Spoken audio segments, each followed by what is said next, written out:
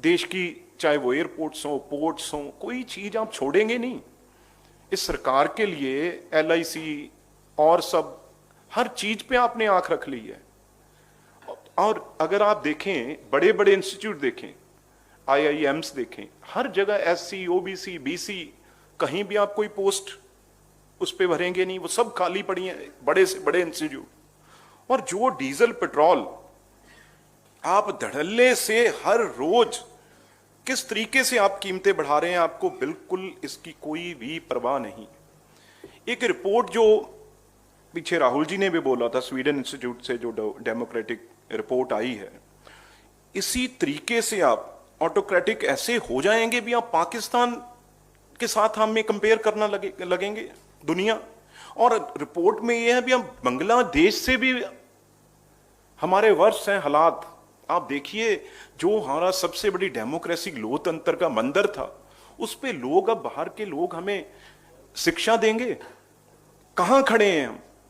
जब prime minister से पूछते हैं, भाई वो किसानों को आपने नंबर तो दे दिया था, आप तो इस हाउस में नहीं आते जो 130 करोड़ लोगों ने चुना हुआ हाउस है, उसमें आप कोई जवाब नहीं देते। तो नंबर तो किसान बेचारा कहां से 6 महीने से वो बैठा है, आपको कोई फिक्र नहीं है। 300 से लोग ऊपर मर चुके हैं, जान दे चुके हैं, लेकिन आपके पास टाइम नहीं है बात करने का। गरीब के पास आपके पास टाइम नहीं है, किसान के पास आपके पास टाइम नहीं है। उसकी छत का क्या होगा, उसके घर में सिलेंडर, आप किसी भी एजेंसीज में जाके डाटा देखो, जो भी एजेंसीज हैं किसी भी कंपनी की हो, देखो पिछले 6 महीने में कितने सिलेंडर वहां पे कम हुए हैं, कोई रीफिल करवाने नहीं जा रहा। 800 से ऊपर आप बताओ। एक टीवी में एक रिपोर्ट आ रही थी, वो कहती जी मेरा घर का रेंट तो जयराम रमेश जी, वो कह रही थी 500 रुपया मैं इस कमरे में रह रही हूं देके रेंट पे, तो 800 रुपया मैं सिलेंडर का कहां से दूं? तो ऐसी चीजें ये क्या प्राइम मिनिस्टर और इनके कान पे सुनाई नहीं दे रही? कहां बैठे हैं, किस जगह ये बैठे हैं जो इनके पास ये बातें सुनाई नहीं दे रही? और मैं समझता हूं मीडिया एक ऐसा है जिसके हिसाब से ये बातें जाएंगी।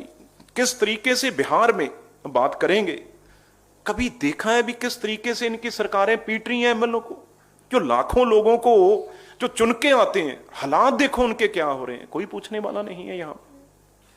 इसलिए हालात देश के बहुत अच्छे नहीं हैं। चाहे हम बात करें, देखो बाकी मुद्दों पे जरूर जयराम रमेश जी बात करेंगे, पर मैं पार्लियामेंट में हमने हर कोशिश की, इनके जितने भी बिल आए, हमने किसी जो देश के लिए कोई अच्छा बिल था हमने उसे रोका नहीं।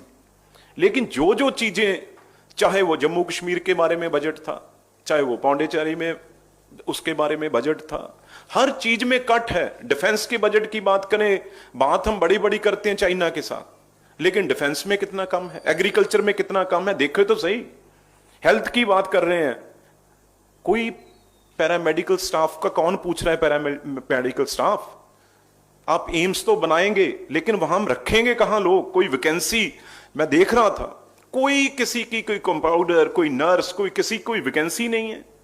बिल्डिंगें, इमारतें बना के क्या करेंगे? तो इस तरीके से बहुत बड़ा जो वर्ग है हमारा वो हिट हुआ है, और बहुत लोगों को आसें थी इस बजट से, पर लेकिन बिल्कुल आम आदमी के लिए बजट ये खोखला बजट था। इसमें कोई भी, क्योंकि गरीब अनऑर्गेनाइज सेक्टर की बात करें, उसके पास तो कुछ भी नहीं है। उसके बारे में नीति आयोग ने इनको बोला भी कोई अलग पॉलिसी लेके आए, क्योंकि उनके पास, बेचारों के पास कोई नुकसान बचाने वाली कोई चीज नहीं है, तो कहां से बचाएंगे? उनको हमने बोला था 10-10 हजार रुपया दीजिए अनऑर्गेनाइज सेक्टर को, लेकिन कोई नहीं पूछ रहा। किस तरीके से वो शहर छोड़ के बेचारे अपने अपनी स्टेट्स में गए हैं, उनके बारे में पूछा? किसी बारे में फिक्र नहीं है।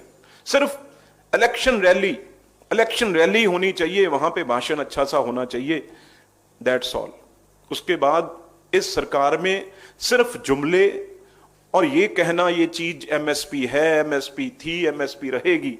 अब पता चल जाएगा क्या हालात हैं। बैसाखी हमारी आने वाली है, अभी तक वहां पे प्रोक्योरमेंट के लिए बैग नहीं भेजे, अभी तक वहां पे ना जूट बैग है ना प्लास्टिक बैग है। इस तरीके से प्रोक्योरमेंट होगी। और ये सिला दिया जा रहा है पंजाब को, जिसने सारे देश को अनाज दिया।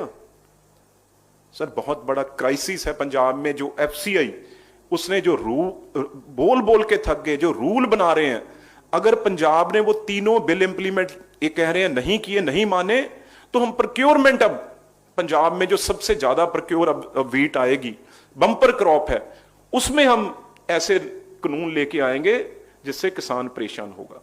तो ऐसी चीजें हैं। तो लेकिन पर जैसे खड़गे साहब ने कहा, एक मेजॉरिटी का, इतनी बड़ी मेजॉरिटी का जो जितना फायदा उठाया जा रहा है वो उठा रहे हैं, कोई फिक्र नहीं है उनको लोगों का।